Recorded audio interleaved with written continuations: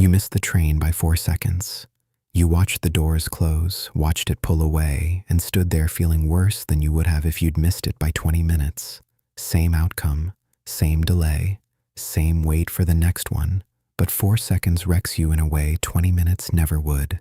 That's not you being irrational. That's a very specific, very well-documented glitch in how your brain scores outcomes. It's not built to measure what happened. It's built to measure how close you came to something else happening, and almost registers as a completely different category of event than no. Here's the part that should bother you a little.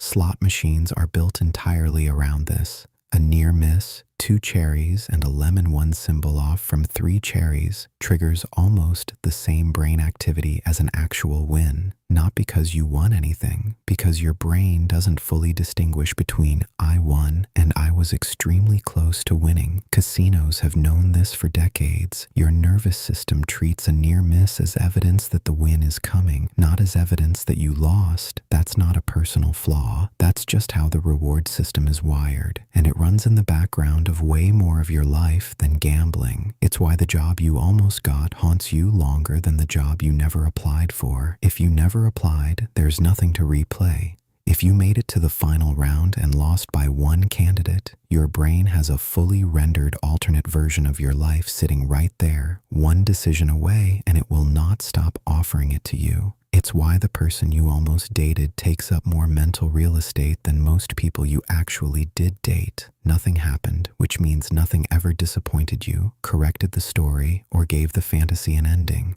and almost never has to survive contact with reality. It gets to stay perfect forever in your head, exactly because it never became real. This has a name. Psychologists call it counterfactual thinking. Your brain's habit of automatically generating the what-if version of events sitting right next to the real one. And here's the specific twist that makes almost so much worse than a clean loss. The closer you came to a different outcome, the more vivid and available that alternate version becomes.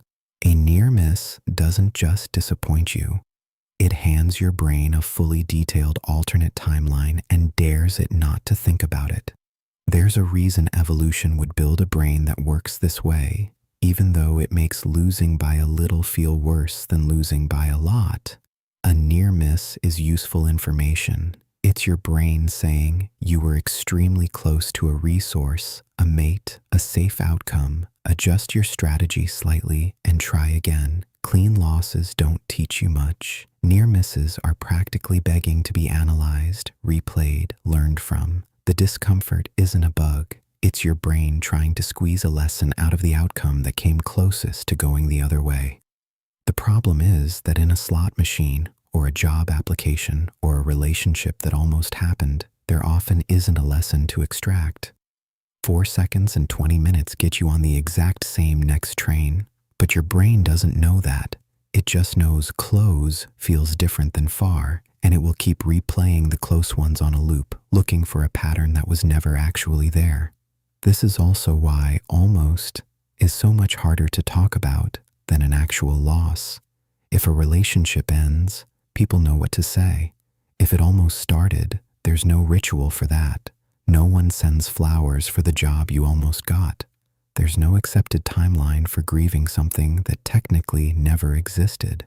So it just sits there, unprocessed, because it doesn't look like something you're allowed to be upset about. Here's the actual trick to diffusing it. Name the category out loud, not, I'm still upset about the job, but this is a near miss, and my brain treats those as more painful than clean losses on purpose.